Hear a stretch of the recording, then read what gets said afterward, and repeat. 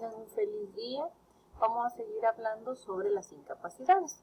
Vamos a ver que el código regula 5 incapacidades, que son las principales, y obviamente las incapacidades van a ser taxativas. Esas no pueden ser, o no podemos aplicar la analogía. Y para ello vamos a comenzar hablando de lo regulado en el artículo 963. Luego decíamos, el artículo 963 que dice que para ser capaz de suceder es necesario existir el tiempo de abrirse la sucesión, salvo que se suceda por derecho de transmisión, según el artículo 958, pues entonces bastará existir al abrirse la sucesión de la persona por quien se transmite la herencia o legado. Si la herencia o legado se deja bajo condición suspensiva, será también preciso existir en el momento de cumplirse la condición. Con todo, las asignaciones a personas que al tiempo de abrirse la sucesión no existen, pero se espera que existan, no se invalidarán por esta causa si existieren dichas personas antes de expirar los 30 años subsiguientes a la apertura de la sucesión. Valdrán por la misma limitación las asignaciones ofrecidas en premio a los que presten un servicio importante, aunque el que lo presta no haya existido al momento de la muerte del testador. Estas son las excepciones, obviamente, lo que está regulando el artículo 963.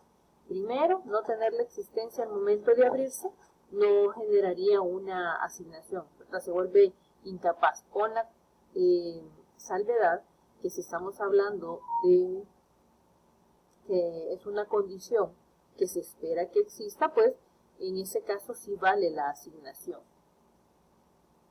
Ahora bien, no se va a ser capaz si no ha nacido la persona, salvo, como les decía, que se llegue a dar la condición. Ahora tenemos que recordarnos cuando nace a la vida jurídica la persona, y ahí vamos a hablar nosotros del artículo 72. La existencia legal de toda persona principia al nacer, esto es, al separarse completamente de su madre. La criatura que muere en el vientre materno o que perece antes de estar completamente separada de su madre o que no haya sobrevivido a la separación un momento siquiera, se reputará no haber existido jamás.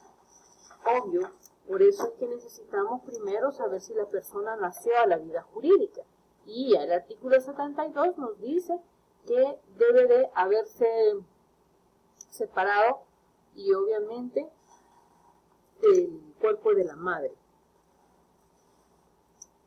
Y vamos a citar también el artículo 75 que nos dice que los derechos que se referirían a la criatura que está en el vientre materno si hubiese nacido y viviese, estarán suspensos hasta que el nacimiento se efectúe, y si el nacimiento constituye un principio de existencia, entrará el recién nacido en el goce de dichos derechos, como si hubiese existido el tiempo en que se defirieron. En el caso del artículo 72, inciso segundo, pasarán esos derechos a otras personas como si la criatura no hubiese jamás existido.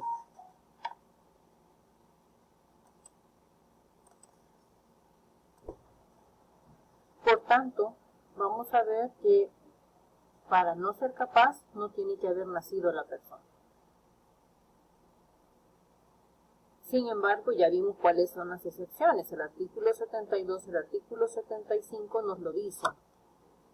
Cuando se abre la sucesión no existe la persona, pero que obviamente se espera que exista. Y allí pues veíamos también que el artículo 963 nos habla de las asignaciones condicionales.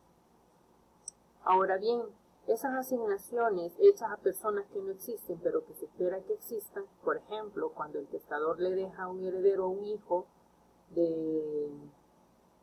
a los hijos de Luis, ¿verdad? Y Luis, al fallecer, el causante no tenía hijos, ¿verdad? La ley le da 30 años para que se llegue a generar la condición. Es decir, que se lo está dejando a sus nietos, ¿verdad? Ese es el caso como que se los he planteado. Y se lo deja a sus nietos, pero cuando él falleció no tenía nietos. Se supone o se espera que este Luis llegue a tener hijos, posiblemente no llegue a tener, si no llega a tener, esa condición no se cumple y obviamente se tiene por no escrita.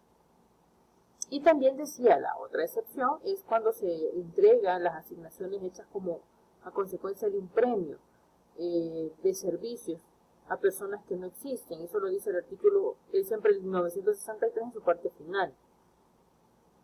Por ejemplo, cuando se deja un legado a aquella persona que encuentre el cáncer, perdón, el cura o la cura de un cáncer o la cura de algún tipo de enfermedad, o por ejemplo, la inmunidad, hoy que está esto del COVID, ¿verdad?, de manera permanente. Entonces, no existe la persona en ese momento, no existe, ¿verdad?, pero que se espera que el día de mañana llegue a generarse o a existir. Ahora, ¿qué sucede con el derecho de transmisión? ¿Qué pasa con el derecho de transmisión? También decíamos que es una excepción. En este caso, vamos a decir que al abrirse la sucesión de la persona, el beneficiario sí existía. Lo que pasó es que él no recibió la asignación porque no la inició, no inició las diligencias.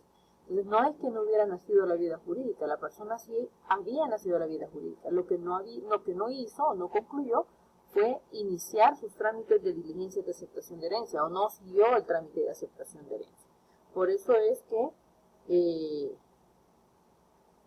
no es necesario que esta persona, que por vía indirecta va a recibir la asignación, haya nacido, porque el beneficiario principal sí existió a la hora de haber fallecido el titular. Vamos a ver que estos derechos de transmisión son derechos eventuales. ¿Por qué? Porque, bueno, vamos a ver, perdón, aquí lo recapitulo. Aquí vamos a hablar también de derechos eventuales. Los derechos eventuales eran los que estábamos mencionando cuando nosotros regulamos o lo encontramos en el artículo 72, que son el caso de los bebés que están por nacer, ¿verdad? Y son eventuales porque están sujetos a un evento de incierto, que se supone es el nacimiento de la criatura o del bebé.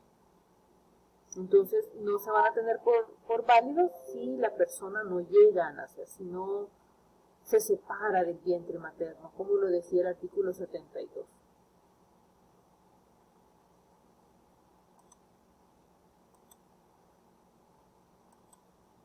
Ahora, vamos a ver que el segundo punto de las incapacidades es el que se sucede a las cofradías, gremios y cualquier establecimiento que no haya obtenido persona jurídica, regulado en el artículo 964. Cuando nosotros hablamos de las cofradías, debemos de entender que son aquellas congregaciones o hermandades que forman algunos devotos de algunas creencias religiosas, ¿verdad? Y cuando hablamos de los gremios, hacemos referencia a agrupaciones de personas con fines determinados. Generalmente van a ser asociaciones de ciertas personas que ejercen el mismo oficio o la misma profesión. Ahora bien, van a ser incapaces de suceder porque no pueden verse beneficiados.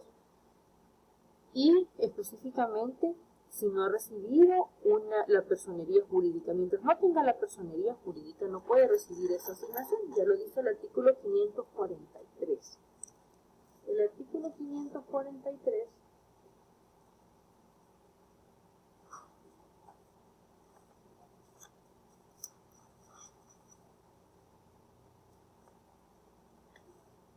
nos dice, las ordenanzas o estatutos de las corporaciones que fueren formados por ellas mismas serán sometidos a la aprobación del Poder Ejecutivo, que podrá concederlas si no tuvieren nada contrario al orden público, a las leyes o a las buenas costumbres.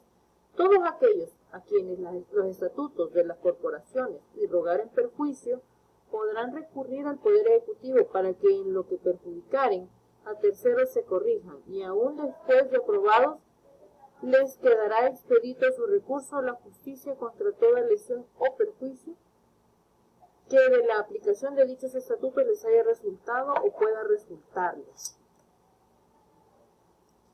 Entonces, si la persona no existe a la vida jurídica, si no tienen personería jurídica, no van a poder recibir la asignación. Ahora bien, ¿qué sucede con las fundaciones? Las fundaciones son de utilidad pública. Por ser de utilidad pública, es decir, un beneficio a la colectividad, un beneficio a ciertas personas, entonces en estos casos es una excepción en donde, a pesar de que no tienen la personería jurídica, sí pueden recibir una asignación, sí pueden recibir ese beneficio, porque obviamente son sin fines de lucro y necesitan ese derecho, o pueden hacer valer ese derecho.